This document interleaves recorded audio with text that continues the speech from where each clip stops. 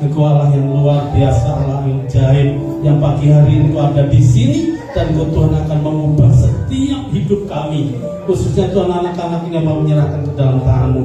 Di dalam nama Yesus Kristus, Engkau yang Tuhan akan mendidik, membentuk anak-anak ini sejak dini, sehingga anak-anak ini Tuhan boleh menjadi anak-anak yang militer, anak-anak yang hebat, anak-anak yang kuat dalam menghadapi segala tantangan yang terjadi ke depan.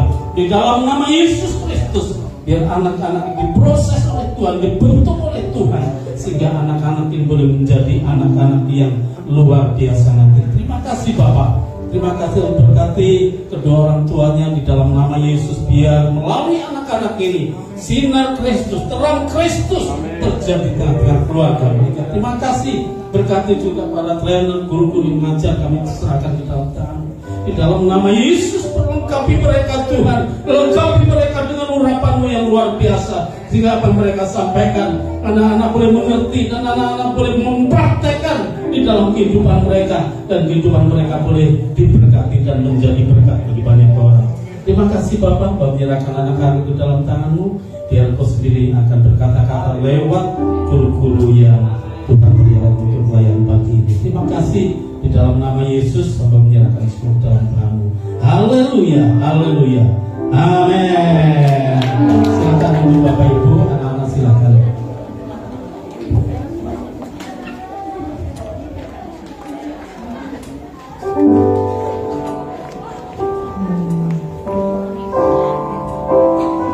Bapak saya kita akan menjadi persembahan kita. Sama-sama bersama. Nanti juga untuk mengenal firman Tuhan, nanti Ibu Caca akan memimpin kita dalam persembahan. Kami terus berdoa. Terima kasih Bapak, terima kasih Tuhan.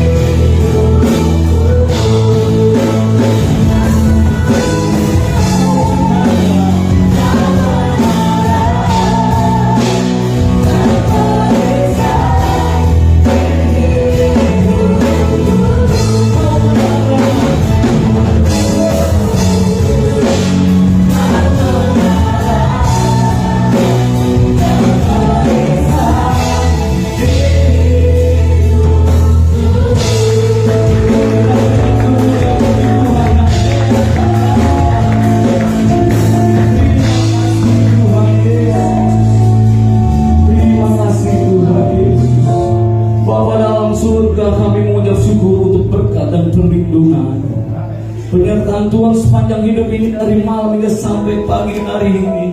Kami mengucap syukur semua karena kasih-Mu, anugerah-Mu, kemurahan-Mu yang begitu melimpah dalam hidup kami. Saat ini kami mau menerima firman Tuhan. Biarlah Roh Kudus memberikan pengertian-pengertian yang baru. Yang sakit Tuhan sembuhkan, yang lemah Tuhan kuatkan, dan yang berputus asa Tuhan berikan penghiburan. Kalau langit dan bumi akan berlalu, tapi perkataan-Mu tetap tinggal untuk selama-lamanya. Bersama kita katakan amin. Kita yang hebat.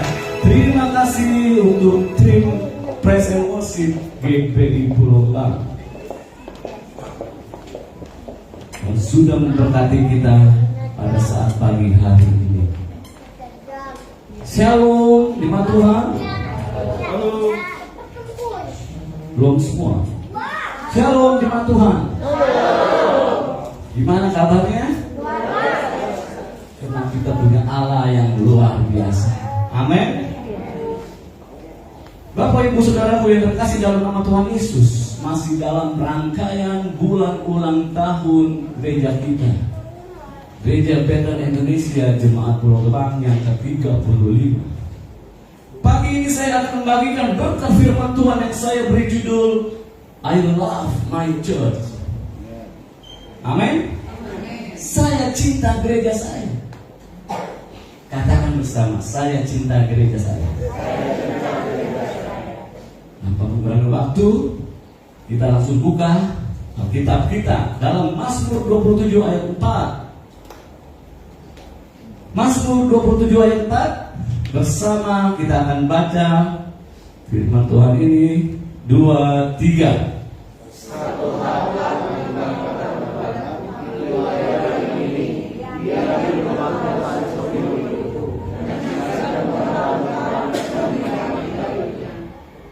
Daud adalah seorang raja, Bapak Ibu Saudara, tetapi dia memiliki kerinduan yang paling utama dalam dirinya, bukan nyawa musuh-musuhnya, bukan kekayaan yang tak pernah berkesudahan, tapi justru firman Tuhan katakan bahwa dia merindukan selalu berada dalam hadirat Tuhan, tinggal dalam hadirat Tuhan, tinggal di dalam rumah Tuhan. Bahkan Daud adalah raja yang mempersiapkan harta yang begitu besar untuk pembangunan bait Allah, yang kemudian dikerjakan oleh anaknya sendiri, yaitu Salomo. Bapak Ibu Saudara yang terkasih dalam nama Tuhan Yesus, sebetulnya sebagai seorang manusia Daud mempunyai banyak kekurangan. Yang pertama, dia pernah membunuh orang. Yang kedua, dia sombong, Bapak Ibu Saudara. Ketiga, dia bercita. Dan yang keempat, dia merancangkan skenario jahat hingga membunuh Uria atau panglima perang Daud, yaitu suaminya Betseba. Betseba yaitu istri Uria. Tetapi Alkitab berkata bahwa Allah telah menemukan Daud bin Isai, orang yang hatinya berkenan kepada Tuhan. Kok bisa ya? Kok bisa? Orang berdosa yang mempunyai dosa banyak, tadi saya sebutkan 4 poin. Tapi kalau dia berkenan kepada Tuhan, saya belajar satu hal begini, Bapak Ibu Saudara. Kalau Tuhan mau menghitung kesalahan kita, siapa yang bisa bertahan? Pasti semuanya masuk dalam neraka. Amin. Tetapi walaupun Daud punya kekurangan dan kelemahan, dia berkata apa? Tuhan, aku punya kerinduan untuk melekat kepadamu. Tuhan, aku punya kerinduan untuk dekat kepadamu. Tuhan, aku punya kerinduan untuk intim bersamamu. Tuhan bilang apa, saudara? Tuhan bilang, aku suka orang semacam ini.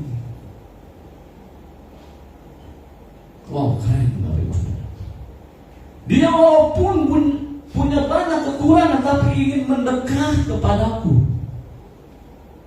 Dan kedekatannya kepada Tuhan itu yang akan menyucikan, bahkan membersihkan kehidupan kita, sehingga akhirnya kita menjadi serupa dengan Kristus. Amin. Nah, pada masa ini Tuhan juga sedang mencari orang-orang yang rindu dalam bait Tuhan, memiliki kecintaan akan Tuhan dan gerejanya. Mengapa kita harus mengasihi gereja Tuhan? Dalam Matius 19 ayat 18 Yesus sendiri berkata, dan aku pun berkata kepadamu, engkau adalah Petrus, dan di atas batu karang ini aku akan mendirikan jemaatku, dan alam maut tidak akan menguasainya. Siapa yang mendirikan gereja, Bapak Ibu Saudara? Yesus. Amin. Yesus mendirikan gerejanya, artinya apa? Persekutuan umat yang percaya kepadanya, bahkan dengan nyawanya sendiri, sehingga dia tentu akan menjagamu, memeliharamu. Karena itulah yang telah diperjuangkan melalui pengorbanannya di Golgota. Luar biasa, Bapak Ibu Saudara. Bapak Ibu Saudaraku yang terkasih dalam nama Tuhan Yesus, Tuhan Yesus pernah membersihkan bait Allah dan mengusir orang yang berjual beli di sana. Dan ketika para murid melihat hal itu, mereka teringat firman yang berkata, Mazmur 69 ayat 10a, sebab cinta untuk rumahmu menghanguskan aku. Sebab cinta untuk rumahmu menghanguskan aku.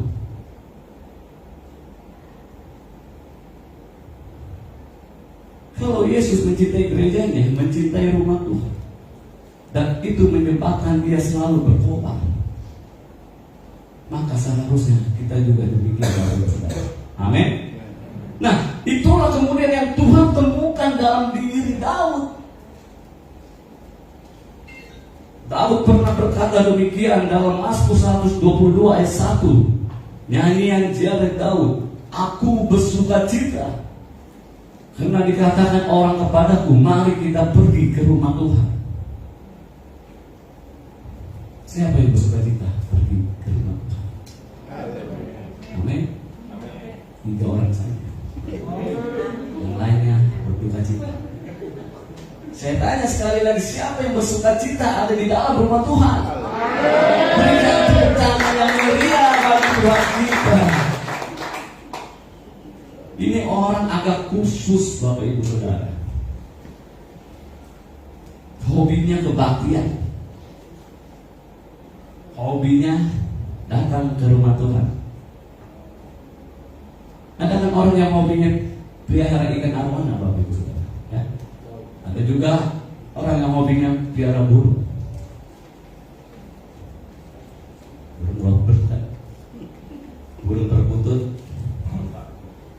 Ada juga orang yang hobinya pelihara kucing Angora, kucing Persia, Himalaya. Ada juga orang yang hobinya pelihara anjing.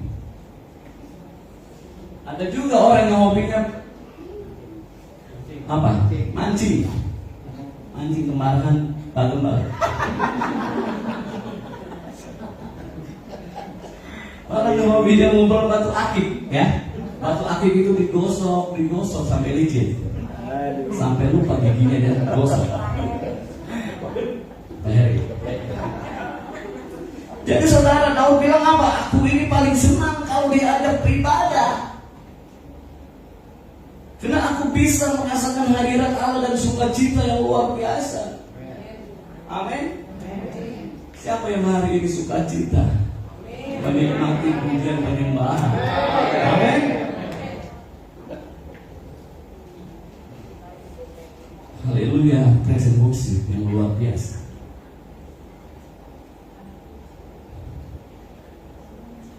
Seperti yang dikatakan oleh pemazmur dalam Mazmur 84 ayat 11, sebab lebih baik 1 hari di pelataranmu daripada 1000 hari di tempat lain. Lebih baik berdiri di halaman pintu rumah Allahku daripada diam di kemah-kemah orang fasik. Kalau kita punya kerinduan semacam itu, hati yang cinta Tuhan dan rumahnya, selalu ingin dekat bersama Tuhan. Saya percaya kita akan menjadi orang yang bertumbuh secara rohani. Amin. Sesuai dengan misi gereja Bethel Indonesia di Pulau Gebang, yaitu apa? Mempersiapkan jemaat Tuhan yang berakar, bertumbuh dan berbuah di dalam Tuhan serta dewasa rohani dan berkarakter Kristus. Amin. Nanti ujian keluar. Mazmur 92 ayat 13, orang benar akan bertunas seperti pohon korma, akan tumbuh subur seperti pohon aras di Libanon. Ayat 14, mereka yang ditanam di bait Tuhan akan bertunas di pelataran Allah kita. Ayat 15, pada masa tua pun mereka masih berbuah, menjadi gemuk dan segar. Ayat 16, untuk memberitakan bahwa Tuhan itu benar, bahwa Ia gunung batuku dan tidak ada kecurangan padanya. Orang yang tertanam dalam rumah Tuhan, dia akan setia dan menjadi jemaat yang loyal. Amin. Jemaat yang loyal dalam sebuah gereja lokal, maka dia akan bertunas dan dia akan berbuah. Artinya apa? Artinya hidupnya akan menjadi berkat bagi sesama dan mempermuliakan nama Tuhan. Haleluya. Nah, orang yang cinta Tuhan dan gerejanya digambarkan seperti pohon kurma, Bapak Ibu Saudara. Pohon kurma itu manis. Berarti orang yang rindu mendekat kepada Tuhan pasti budi bahasanya, tutur katanya, sifatnya, karakternya lebih manis daripada orang di luar Tuhan. Amin. Mereka juga diibaratkan seperti pohon aras di Libanon, makin tua makin kuat, makin perkasa, makin teguh. Itu orang yang cinta Tuhan dan rumahnya. Ada kekuatan rohani dan iman yang dia miliki, bahkan sampai masa tuanya pun tetap menjadi berkat, menjadi saksi dan menyatakan bahwa Tuhan itu setia dan benar.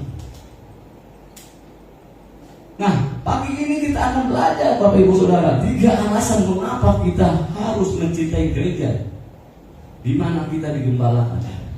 Siapa yang mau belajar?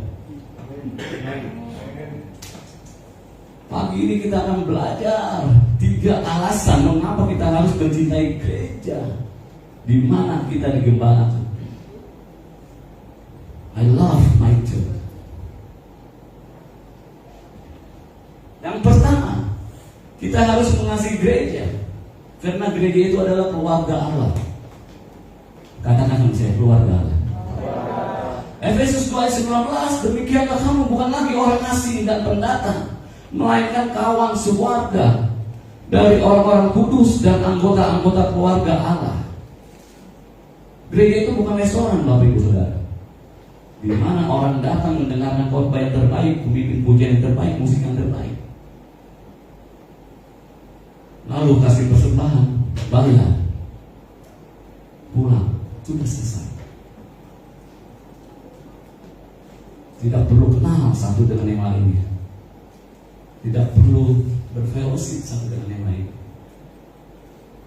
Tapi gereja adalah keluarga atau family in Christ.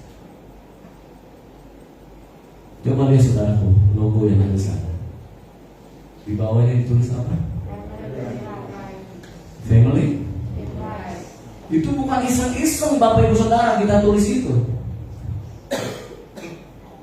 Tapi gembala berdoa, visi apa yang Tuhan mau berikan buat gereja kita? Family in Christ, keluarga dalam Tuhan. Jadi ada pendeta dari sana, walaupun dia dari orang awam, tidak pernah sekolah teologi,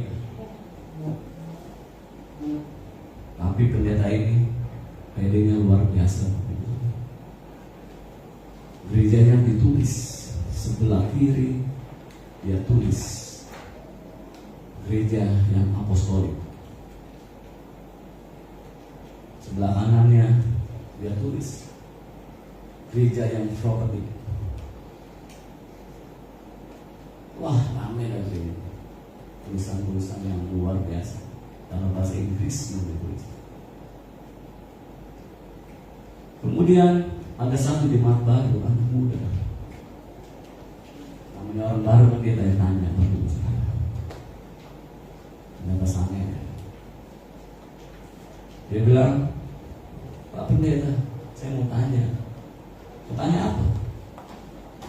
Mau tanya Pak Pendeta, kenapa Pak Pendeta tulis di sebelah kiri gereja yang apostolik, sebelah kanan gereja yang prophetic?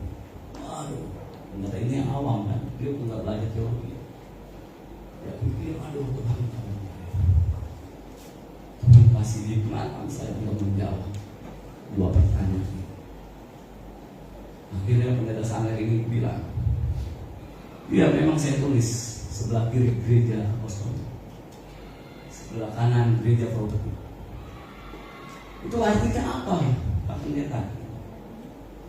Namanya orang tidak belajar, dia bilang, anak remaja ini, udah yang penting mantap artinya, yang penting mantap saja artinya. Nah itulah Bapak Ibu Saudara, kalau kita tidak belajar, puji Tuhan gereja kita punya tim pengembalaan dan home leader yang sangat luar biasa. Haleluya. Bukan orang awam. Orang awam tahu kan seperti yang saya katakan, orang awam itu artinya dia ngapus ilernya aja tidak bisa, Bapak Ibu Saudara. Makanya jangan bilang jemaat kita ini saya orang awam, jangan. Oh, awam itu artinya ngapus ilernya aja nggak bisa. Ya. Nah, puji Tuhan gereja punya tim pengembalaan yang sangat luar biasa. Bukan orang awam atau tim yang kagetan, bukan Bapak Ibu. Mereka adalah orang-orang yang berkualitas. Boleh saya sebutkan ya? Pastor Ruben. Pastor Ruben dia punya titelnya MTH, Bapak Ibu, Master Theology.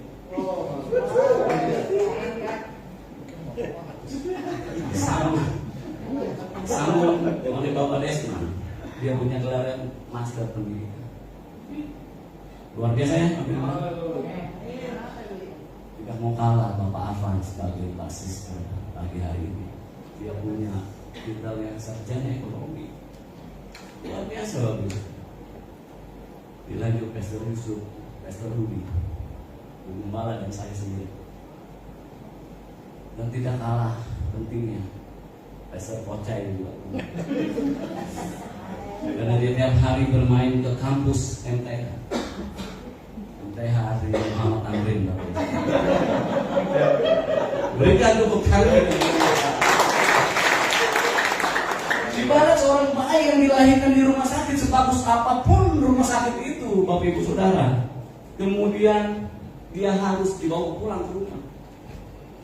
Ya? Kalau tidak dibawa pulang, dia akan jadi anak yatim piatu. Gimana Pak ya? Begitu juga bayi rohani, Bapak Ibu Saudara, dia bisa lahir baru dalam KKR di lapangan di sana.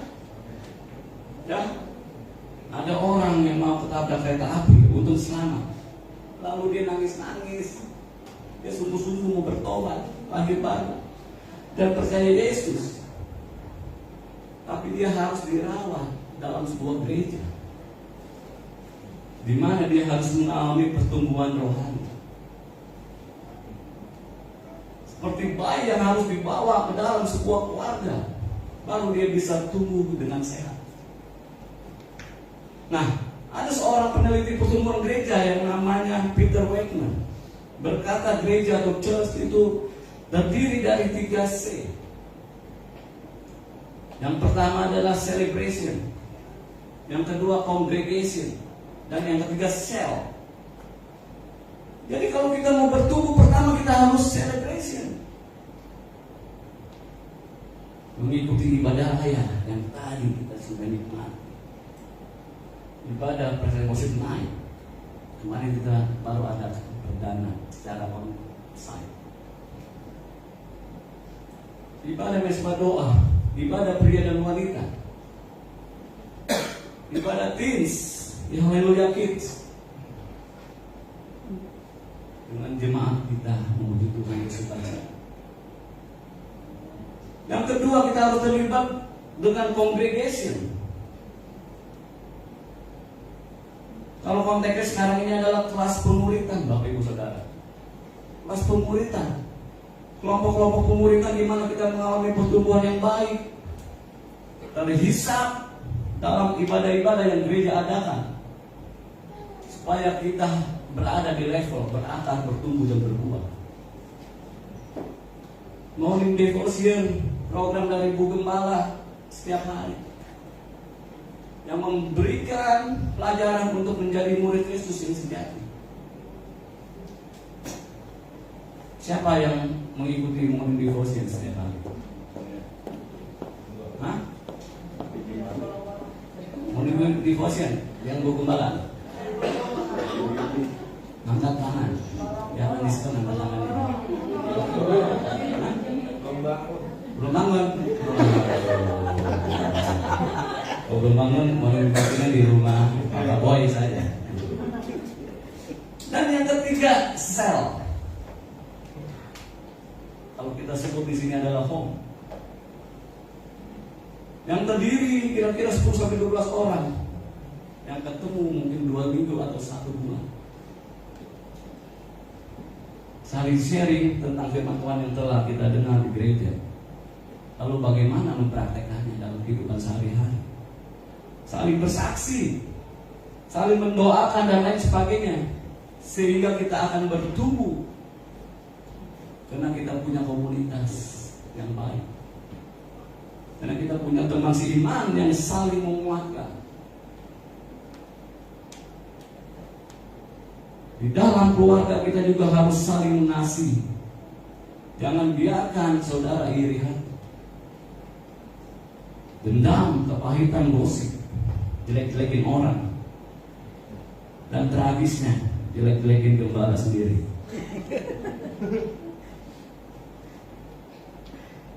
Jangan pernah menjelekan gembala sendiri. Amin. Makanya saya katakan, jangan pernah menjelekan orang yang sudah jelek.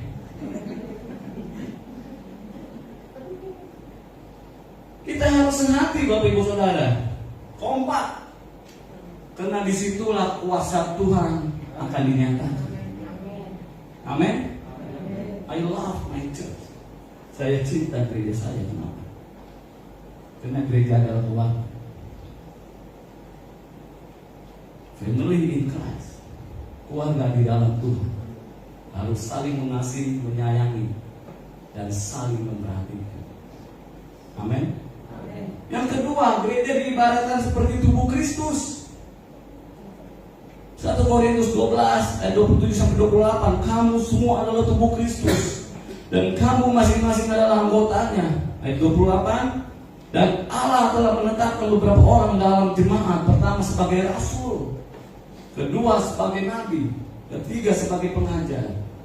Selanjutnya mereka yang mendapat karunia untuk mengadakan mujizat, untuk menyembuhkan, untuk melayani, untuk memimpin, dan untuk berkata-kata dalam bahasa roh. Yesus adalah kepala tubuh yang harus kita taati. Kita adalah anggota tubuh Kristus. Seperti tubuh, ada tangan, ada kaki, telinga, beda fungsi. Tapi perbedaan bukan untuk saling dipertentangkan, melainkan untuk saling melengkapi. Karena itu Bapak Ibu Saudara, jangan berkompetisi. Mana yang paling hebat, mata atau telinga? Beda fungsi Bapak Ibu Saudara. Mana lebih bagus, tangan kiri atau tangan kanan? Beda fungsi. Tidak boleh dikompetisikan seperti itu, karena kita membutuhkan semuanya.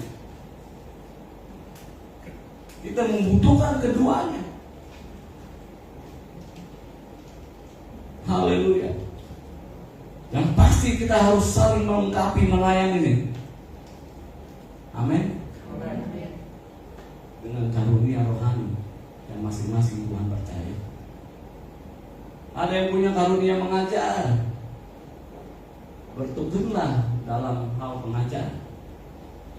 Ada yang karunianya memimpin, masuklah dalam leadership.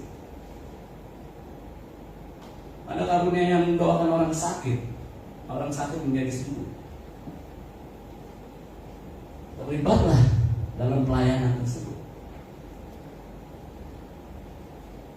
Ada orang yang karunianya memberi, mensupport pekerjaan Tuhan dengan keuangan.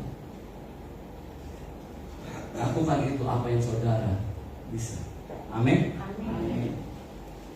Makanya gereja ini tidak mencari orang kaya, Bapak Ibu Saudara.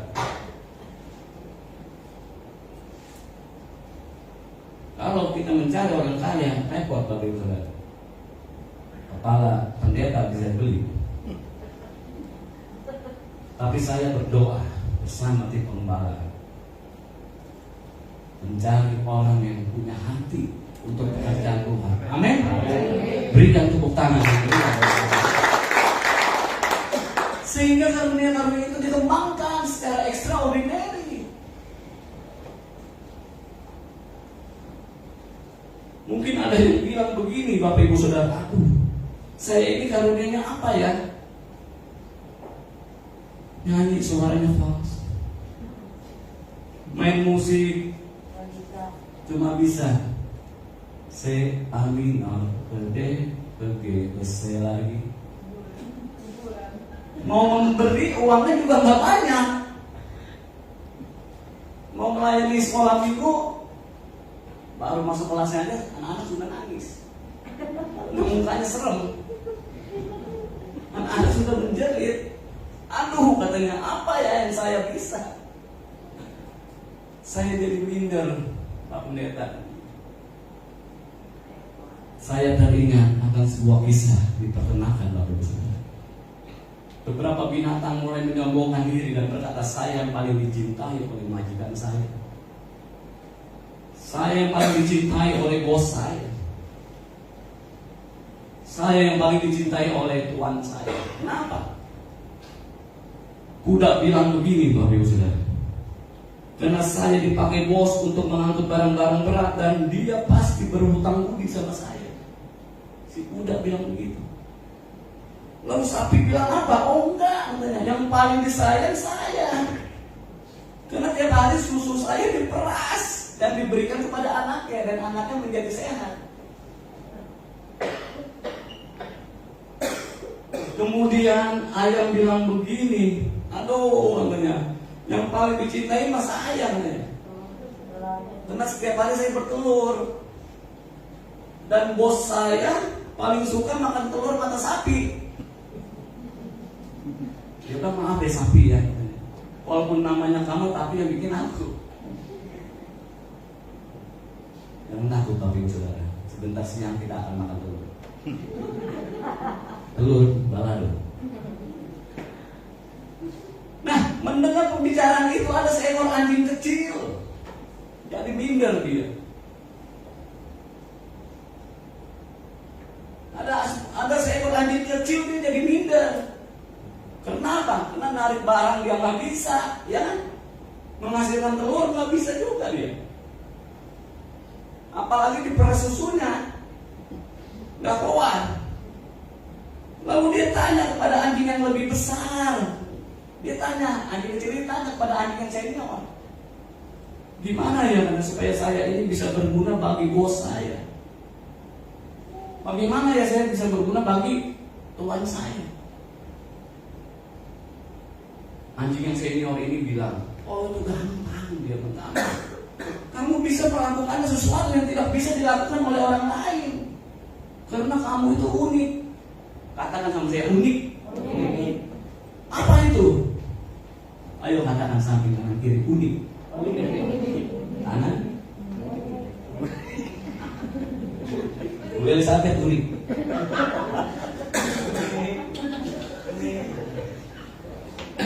Gampang katanya ya kan, anjing senior ini ngomong ke anjing yang kecil. Gampang. Namanya apa?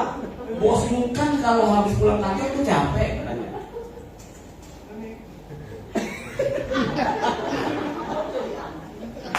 Ya, bosmu kan kalau pulang dari kantor itu capek katanya. Coba lah Kalau nanti bosmu pulang, katanya, kamu sambut dia. Kamu goyang-goyang sedikit. Ya. Kamu mulai nari-nari. Dan kamu mulai bisa berdiri. Ya, pakai dua kaki. Dan dua kaki depan angkat. Lalu muter-muter. Terus kamu balik. Pasti bosmu akan gendong kamu. Terus kamu baik-baik sama dia dan bosmu akan senang. Dan betul Bapak Ibu Saudara, dia lakukan sore harinya bosnya pulang. Wah, bosnya senang sekali. Senang sekali. Lalu dia gendong anjing kecil. Waduh, katanya, kamu ini bikin capek saya jadi hilang. Dan saya senang banget dengan kamu. Bapak Ibu Saudara, maaf ya. Mungkin kau seperti anjing kecil ini. Untuk memberi yang banyak buat gereja tidak bisa.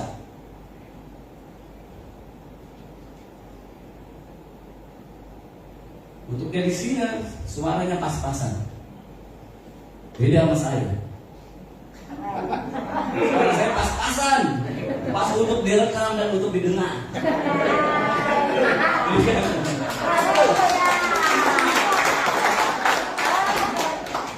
Mengajar sekolah minggu aja nggak bisa.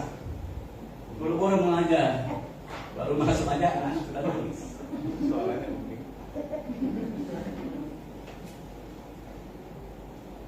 Tapi setidaknya Bapak, Ibu Saudara,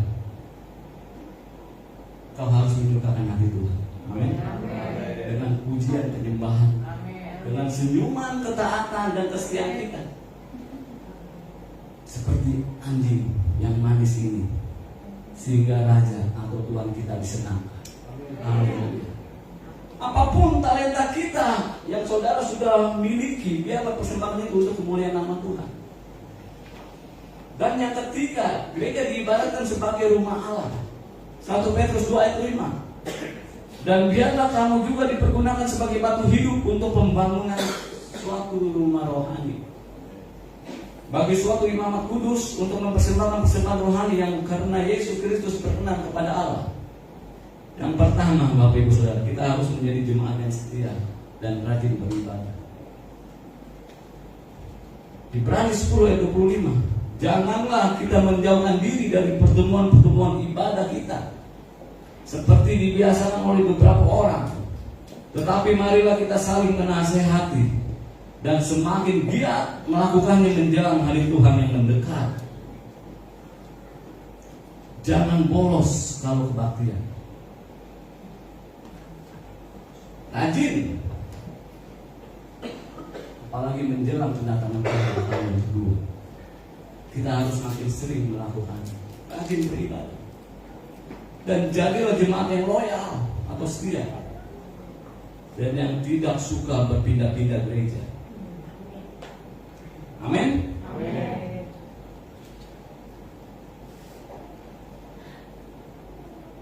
Jadikanlah gereja ini sebagai perhentian terakhirmu. Jadi jangan pindah-pindah gereja. Amin.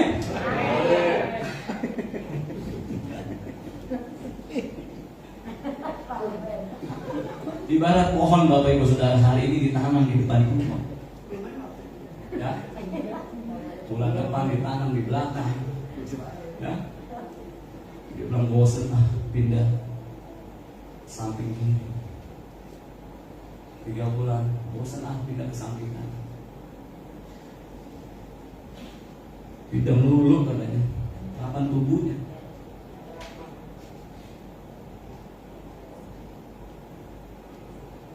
Bukan yang bertumbuh, bukan yang berbuah, tapi pohon itu akan mati. Tapi kalau kita jadi jemaat yang setia, kita akan mengalami pertumbuhan. Amin. Luar biasa pertama. Perubahannya drastis. Sudah ke jalan yang benar.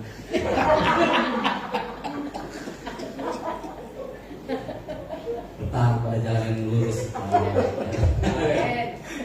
Dan kedua, kita juga harus mendukung visi dan misi dari gereja lokal.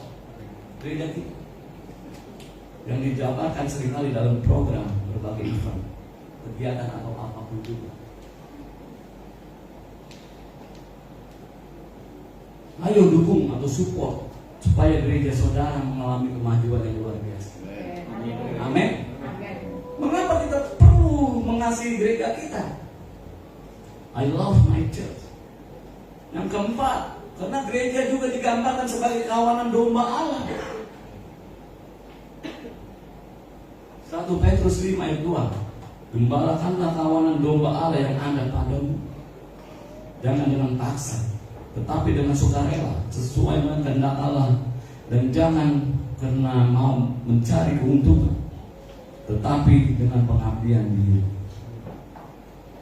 Alkitab melukiskan bahwa jemaat Tuhan itu ibarat kawanan domba Allah yang harus dituntut, dibimbing,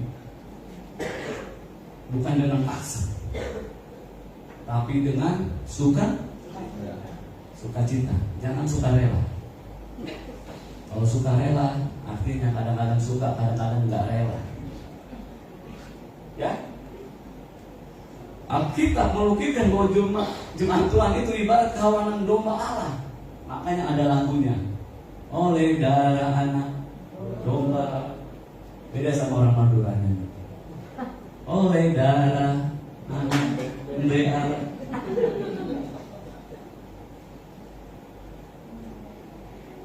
Supaya kita semua sungguh-sungguh bisa mengalami kemajuan. Amin. Nah, kawanan domba Allah, coba kita pikir, domba itu adalah binatang yang tidak punya tanduk, tidak punya cakar untuk membela diri.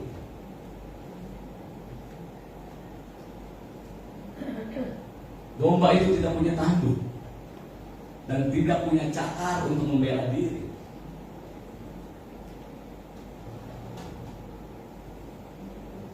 Apa yang pernah saya bilang, kalau kita ribut, ada masalah sama teman-teman sepelayanan, itu normal, itu tidak apa-apa. Ibarat domba sama domba lagi ribut, nggak apa-apa. Ya kan? Tadi sudah saya jelaskan, domba tidak punya tanduk. Yang pasti teman seiman kita tidak akan nanduk. Dan domba tidak punya cakar, yang pasti teman seiman kita tidak bisa nyakar kita.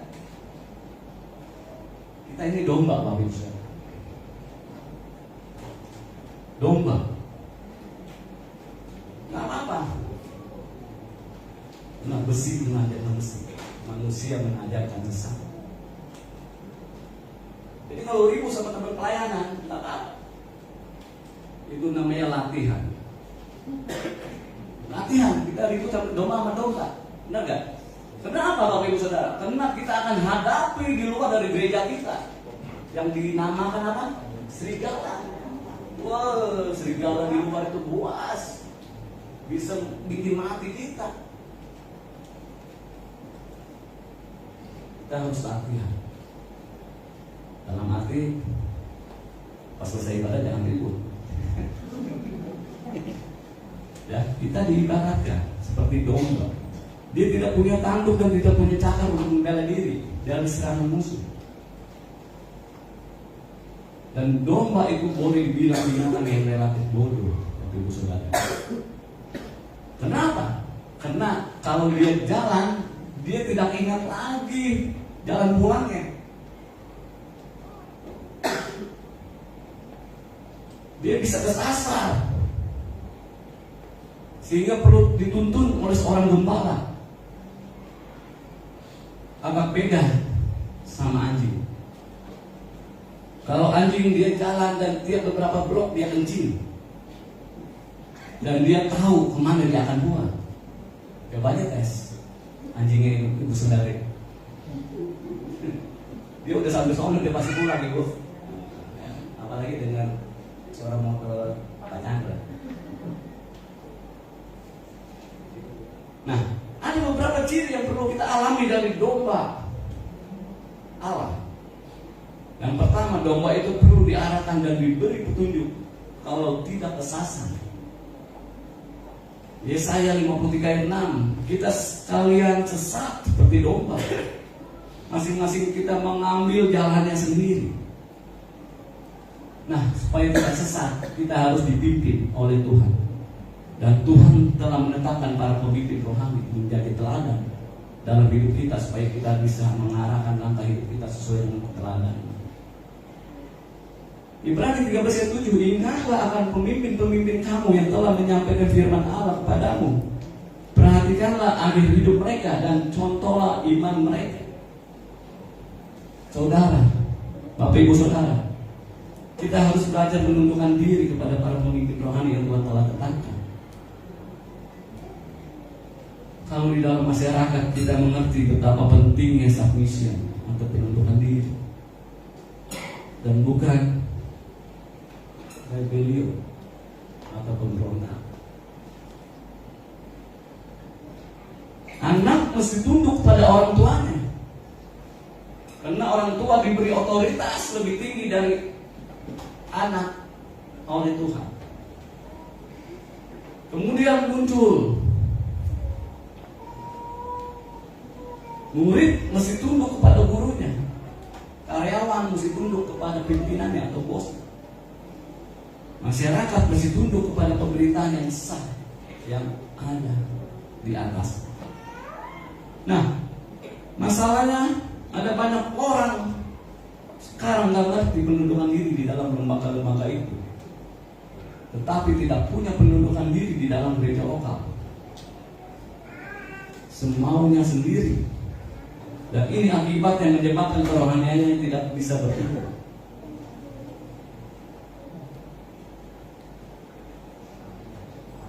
Tapi Ibu Saudara, dalam gereja lokal seringkali ada banyak pemimpin rohani.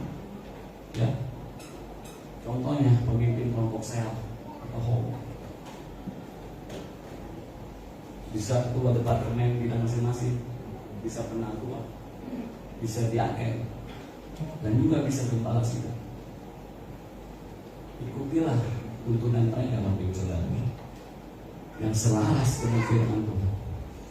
Maka kita akan mengalami yang namanya pertumbuhan ini. Amin. Nah, berikutnya yang kedua, seekor domba itu harus ditempatkan dalam kandang.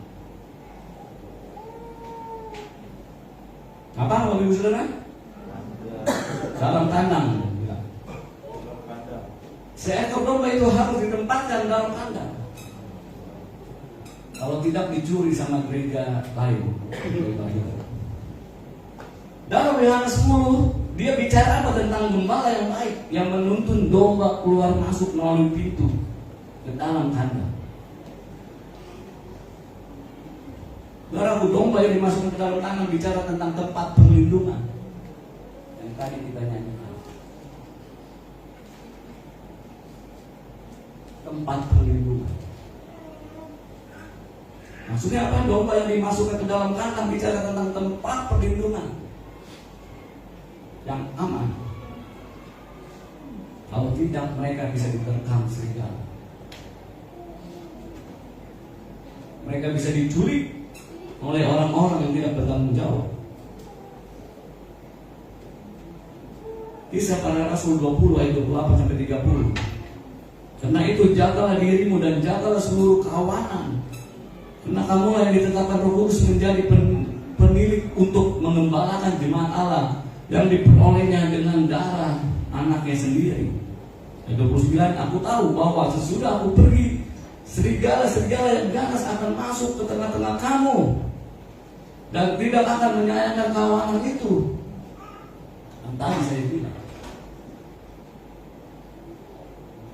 Ayat 30, bahkan dari antara kamu sendiri akan muncul beberapa orang yang dengan ajaran palsu mereka berusaha menarik murid-murid dari jalan yang benar dan supaya mengikut mereka. Nah, Bapak Ibu Saudara yang terkasih dalam Tuhan, Paulus mengingatkan kepada para gembala kawanan domba Allah. Gembala jemaat akan datang pengajar-pengajar palsu, nabi-nabi palsu, ajaran-ajaran sesat, dan kita harus berdiri di dalam firman kasih karunia. Tekun akan firman Tuhan, kebenaran yang sejati, sehingga pengajaran yang tampaknya hebat luar biasa, sensasional, dipetis kalau tidak cocok dengan firman Tuhan. Nah, kalau ada jemaat GJJ SP, agak susah ini. GJJ SP dari negara apa tuh Bang Ruben? Gereja jalan-jalan sampai pusing dan tidak masuk tertanam dalam gereja lokal, susah diarahkan. Ini gampang tersesat, Bapak Ibu Saudara. Tidak mengalami yang namanya pertumbuhan rohani. Bapak Ibu Saudara yang terkasih, yang pertama domba itu harus diarahkan. Yang kedua ditempatkan dalam kandang. Dan yang ketiga, dia harus digunting bulunya dari waktu lepas waktu.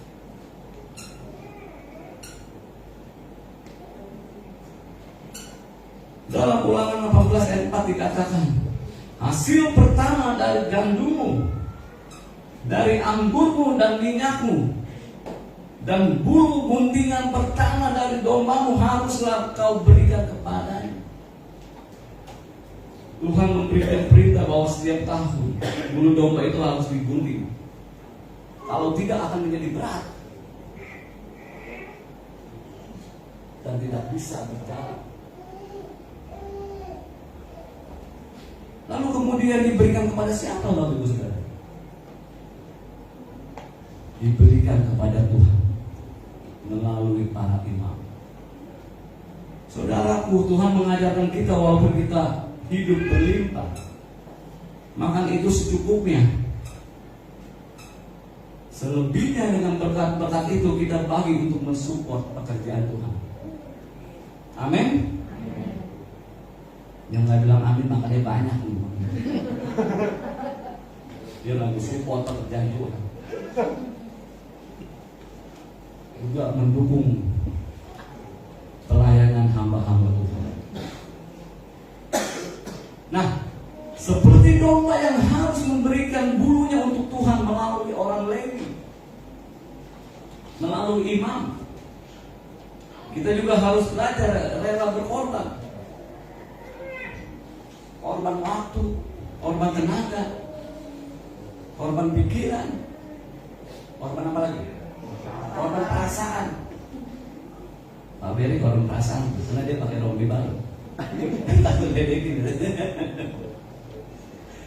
Ya, korban apa lagi? Korban udah disampaikan kan bukan cinta. Maksudnya satu hati sama saya. Korban perasaan, korban harta.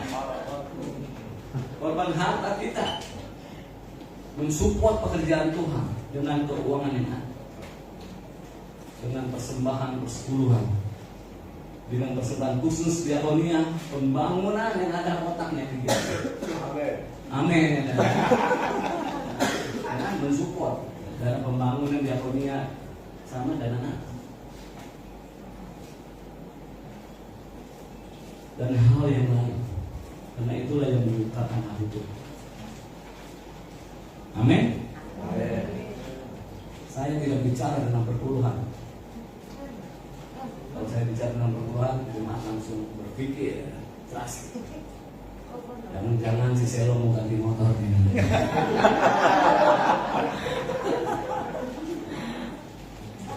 Bapak Ibu Saudara, semuanya itu untuk menyukakan hati Tuhan, Bapak Ibu Saudara. Ya. Amin. Berikutnya Alkitab menunjukkan bahwa gereja juga merupakan mempelai wanita Kristus. Efesus 5 ayat 31 sampai 32, sebab itu laki-laki yang meninggalkan ayahnya dan ibunya dan bersatu dengan istrinya sehingga keduanya itu menjadi satu daging. Rahasia ini besar, tetapi yang aku maksudkan ialah hubungan Kristus dengan jemaat. Rupanya hubungan pernikahan, hubungan suami istri antara mempelai pria dan mempelai wanita merupakan gambaran hubungan Kristus dan orang percaya atau gerejanya, Bapak Ibu Saudara, yang harus begitu intim, saling mengasihi satu dengan yang lain. Yesus adalah mempelai pria dan kita adalah mempelai wanita. Yesus adalah mempelai pria Dan kita adalah wanita. Makanya ada pria dan wanita saja, tidak ada yang sama-sama. Dan pada hari kedatangan Kristus Yesus, Dia akan mengadakan pesta kawin anak domba. Ini doktrin yang dipegang terus sama Kocai. Walaupun dia tidak bisa kawin, tapi ada pesta kawin anak domba.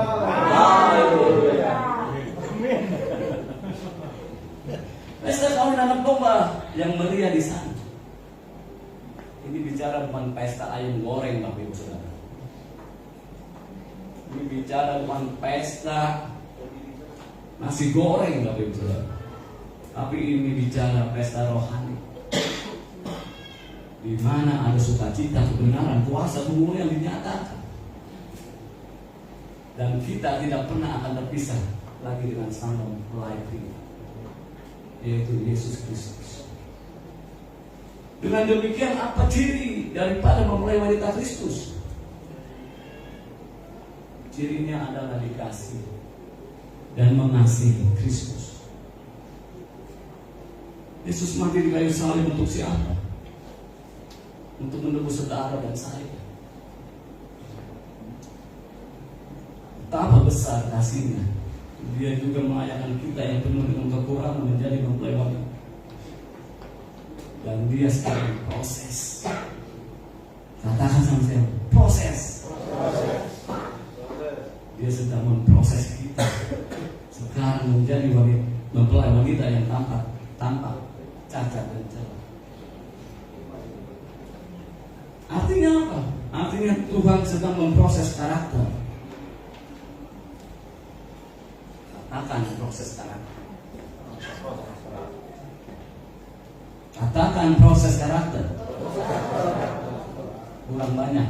Proses karakter. Yang kencang di depan saya, di belakang enggak? Proses karakter. Artinya Tuhan sedang memproses karakter kita. Sekarang menjadi mempelai yang lebih layak di hadapan. Bicara tentang proses, Tuhan lebih senang memproses saudara dan saya.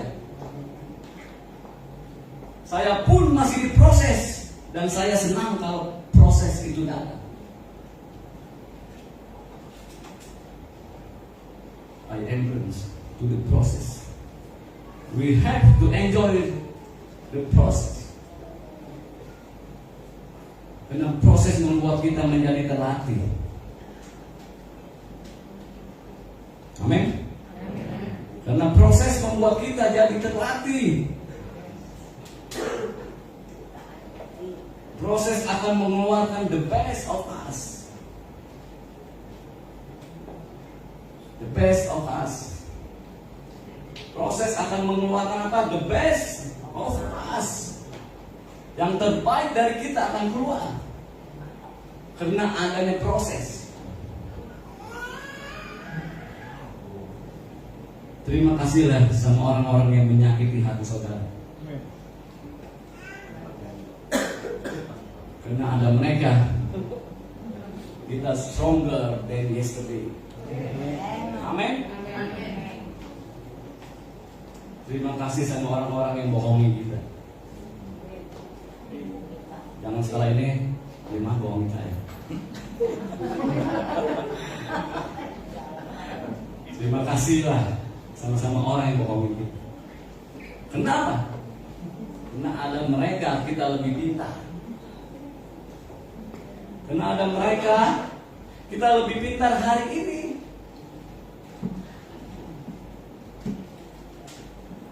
Untung lebih dibohongi Bapak Ibu. Kita lebih bijaksana. Jangan marah dengan keadaan. Jangan marah dengan siapapun.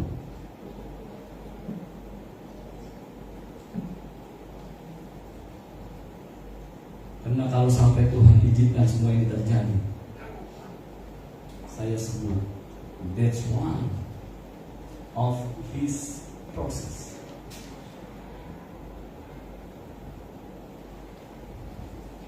Artinya apa ya? That's one of his process. Artinya apa ya? Hah? Kalau nggak dikasih tahu artinya nggak habis nih khotbah. That's one of his process. Artinya apa pemirsa? Desmond baik-baik saja.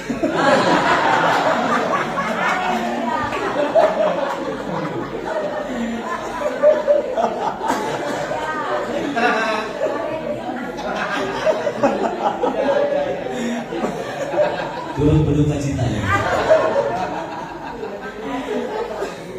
Jangan sampai opak kemari itu artinya. Desmond baik-baik saja.